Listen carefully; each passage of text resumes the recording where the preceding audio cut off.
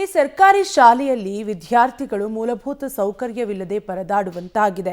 ದಾವಣಗೆರೆ ಜಿಲ್ಲೆಯ ಹರಿಹರ ಪಟ್ಟಣದ ಅಮರಾವತಿ ಕಾಲೋನಿಯಲ್ಲಿರುವ ಸರ್ಕಾರಿ ಶಾಲೆಯ ದುಸ್ಥಿತಿ ನಿಜಕ್ಕೂ ದೇವರಿಗೆ ಪ್ರೀತಿಯಾಗಬೇಕು.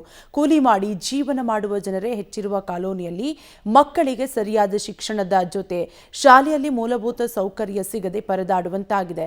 1951ರಲ್ಲಿ ನಿರ್ಮಾಣ ಆಗಿರುವ ಶಾಲೆಗೆ 74 ವರ್ಷಗಳೇ ಉರುಳಿವೆ. ಕೆಲ ಕೊಠಡಿಗಳು ನೆಲಕಚ್ಚಿವೆ. ಉಳಿದ 5ರಲ್ಲಿ 4 ಕೊಠಡಿಗಳು ಸೋರುತ್ತಿವೆ. ಶಾಲೆಯಲ್ಲಿ 52 ಮಕ್ಕಳಿದ್ದು ಮಳೆಗಾಲದಲ್ಲಿ ಕೊಠಡಿಗಳು ಸೋರುತ್ತವೆ.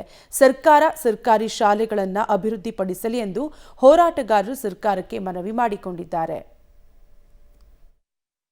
ಸರ್ಕಾರಿ ಶಾಲೆಗಳ ಬಗ್ಗೆ ಹೇಳ್ಬೇಕು ಅಂದರೆ ದೊಡ್ಡ ದುರಂತ ಇದು. ಸರ್ಕಾರಿ ಶಾಲೆಗಳನ್ನು ಹಾಳು ಮಾಡ್ತಕ್ಕಂಥ ನಿರ್ಧಾರ ತಗೊಳುತ್ತೆ ಇವತ್ತು. ಯಾಕಂದರೆ ಸರ್ಕಾರದಲ್ಲಿರ್ತಕ್ಕಂಥ ಪ್ರತಿಯೊಬ್ಬ ಶಾಸಕರು, MLAಗಳು, ಮಂತ್ರಿಗಳು ಅವರೆಲ್ಲರೂ ಕೂಡ 100ಕ್ಕೆ 90 ಭಾಗ ಖಾಸಗಿ ವಿದ್ಯಾಸಂಸ್ಥೆಗಳದಾವೆ. ಆ ಖಾಸಗಿ ವಿದ್ಯಾಸಂಸ್ಥೆಗಳು ಇವತ್ತು ಬೇರೆ ಸರ್ಕಾರಿ ಶಾಲೆಗಳನ್ನು ಬೆಳೆಯೋಕ್ಕೆ ಬಿಡ್ತಾ ಇಲ್ಲ. ಈಗ ಒಂದು ಬೆಳೆಗೆ ಕಳೆ ಹೆಂಗಿರುತ್ತೋ ಹಂಗೆ ಬೆಳೆಗಿಂತ ಜಾಸ್ತಿ ಕಳೆ ಬೆಳೀತಾ ಇದೆ ಅಂತ ಒಂದು ಊರಲ್ಲಿ ಅವ್ಯವಸ್ಥೆ ಸ್ಕೂಲ್ ಇದೆ ಸರ್. ವ್ಯವಸ್ಥೆ ಇಲ್ಲ ಸ್ಕೂಲಲ್ಲಿ. ಅದರಲ್ಲೂ ಇಲ್ಲಿ ಜಾಸ್ತಿ ಮಳೆ ಬಂದರೆ ಏನಾದರೂ ಆದರೆ ಬಿಲ್ಡಿಂಗ್ಗಳೆಲ್ಲ ಬೀಳ್ತಾ ಇದ್ದವು. ಅದರಲ್ಲಿ ಗ್ರೌಂಡ್ ಒಳಗೆ ಇಷ್ಟು ಮಟ್ಟ ನೀರು ನಿಲ್ಲುತ್ತೆ. ಗ್ರೌಂಡ್ ಮಳೆ ಬಂದರೆ ನೀರು ನಿಲ್ಲುತ್ತೆ ಸರ್. ಆ ನೀರೊಳಗೆ ಮಕ್ಕಳು ಓಡಾಡ್ತಾರೆ.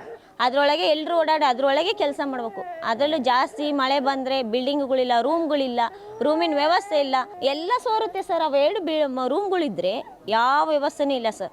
ಬರೀ ಸಾಕು ಸರ್. ಹೊರಗಿನ ಕಾಂಪೌಂಡ್ಗಳು ಸರಿ ಇಲ್ಲ ಸರ್. ಅಲ್ಲಿ ಕಾಂಪೌಂಡ್ಗಳು ಇಲ್ಲ. ಮಕ್ಳಿಗೆ ಯಾವ ಜವಾಬ್ದಾರಿನ ನಾವು ಮಕ್ಕಳನ್ನ ಕಳ್ಸೋಣ? ನಮ್ಮಂಥ ಬಡ